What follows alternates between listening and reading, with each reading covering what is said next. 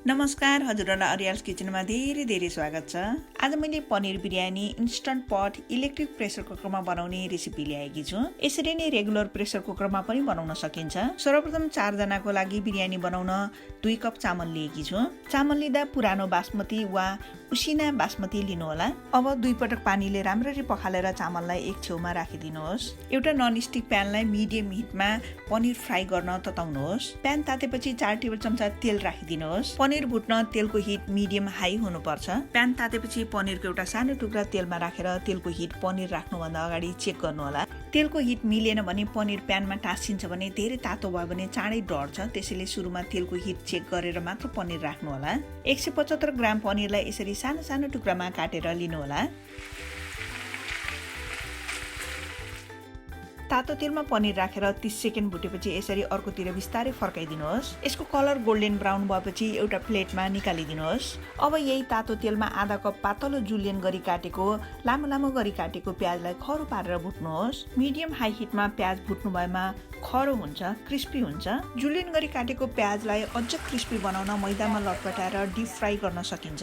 साथै यो विदेशतिर क्रिस्पी फ्राई प्याज किन्न पनि पाइन्छ। बीचबीचमा प्याजलाई चलाउँदै फ्राई गर्नु होला।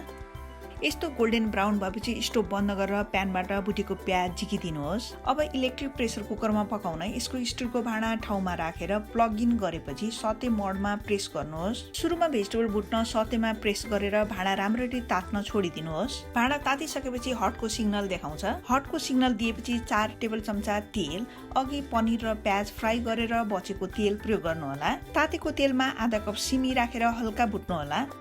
सिमीलाई 45 सेकेन्ड जति भुटेपछि आधा कप गाजर पनि राखेर 15 सेकेन्ड भुट्नु होला। यसरी सिमी र गाजर भुट्दा यसको बास्ना जान्छ र बिरयानीलाई अझ स्वादिलो बनाउँछ। सिमी र गाजरको सट्टामा आफूलाई मनपर्ने वा सिजन अनुसारको भेजिटेबल राख्न सक्नुहुन्छ। 1 मिनेट भुटेपछि झिकिदिनुहोस्। यही बाँकी तातो तेलमा 1 चिया चम्चा जिरा, 2 वटा तेजपात, एउटा टुक्रा दालचिनी, 6 वटा जति सुकमेल र त्यसैगरी 6 वटा जति ल्वाङ पनि राखेर चलाइदिनु होला। मसिनो गरी काटेको 2 टेबल चम्चा प्याज 1 मिनट गोल्डन ब्राउन हुन्जेल भुट्नु होला। प्याज गोल्डन ब्राउन भएपछि 1 चिया चम्चा लसुन, 1 चिया चम्चा अदुवा र त्यसैगरी 1 चिया चम्चा खुर्सानीको पेस्ट राखेर चलाइदिनुहोस्। प्याज, लसुन, अदुवा, खुर्सानी भुटिएपछि 1 चिया चम्चा बेसार, 1.5 चिया चम्चा मसला राखेर चलाइदिनुहोस्। तेलमा मसला भुटिएपछि मसिनो गरी काटेको आधा कप टमाटरलाई सफ्ट हुन्जेल पकाउनु होला।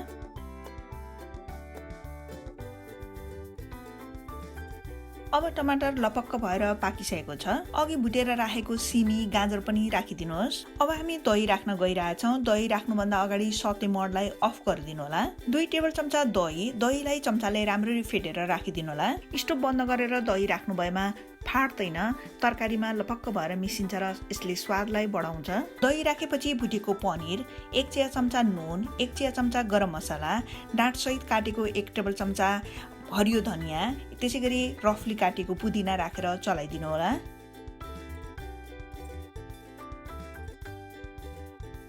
चामलसँगै 1.5 कप पानी पनि राख्नु होला। अब माथिबाट भुटेको प्याज, हरियो धनियाँ, त्यसैगरी पुदिना, चामलको लागि आधा चिया चम्चा नुन माथिबाट छर्किदिनु होला। भेजिटेबलको लागि नुन अघि नै राखिसकेको छ। त्यसैगरी 2 टेबल चम्चा घिउ माथिबाट सबैतिर लाग्ने गरी घुमाएर राखिदिनु होला। अन्तिममा थोरै गरम मसला माथिबाट छर्किदिनु भए हुन्छ। यो अप्सनल हो। केसर छ भने तातो दुधमा 6 वटा धागा भिजाएर माथिबाट राख्न सक्नुहुन्छ। अब यसको बिर्को बन्द गरेर राइस बटममा प्रेस गर्नु होला। अब राइस अथवा प्रेसर कुकरमा प्रेस गरेपछि प्रेसर लेभलमा प्रेस गर्नुपर्छ र भल्भलाई सिलिङमा राख्नुपर्छ। यस्तो इलेक्ट्रिक प्रेसर कुकरको सट्टामा रेगुलर प्रेसर कुकरमा पनि यसरी नै फ्यामिली बिरयानी बनाउन सकिन्छ। रेगुलर प्रेसर कुकरमा बनाउँदा 2 सिटी लगाउनु होला। बिरयानी पाकेपछि यानी 10 मिनेटसम्म यसको हावा आफै बाहिर जान दिनु होला। हेर्नुहोस्, यसबाट मिठो बास्ना र राम्रो कलर आएको छ। म चलाएर देखाउँछु। पनिर बिरयानी काँक्रोको राइतासँग सर्भ गर्न रेडी गरेकी छु। यो भिडियो लामो भएकोले राइताको रेसिपी अर्को भिडियोमा राख्नेछु। नेपाली समुदायमा लोकप्रिय हुँदै गएको छिटो र सजिलो बिरयानीको रेसिपी हजुरलाई कस्तो लाग्यो? कृपया आफ्नो अनुभव तल कमेन्ट बक्समा दिनुहोला। हजुरहरूको अमूल्य समयको लागि धेरै धन्यवाद। नमस्कार।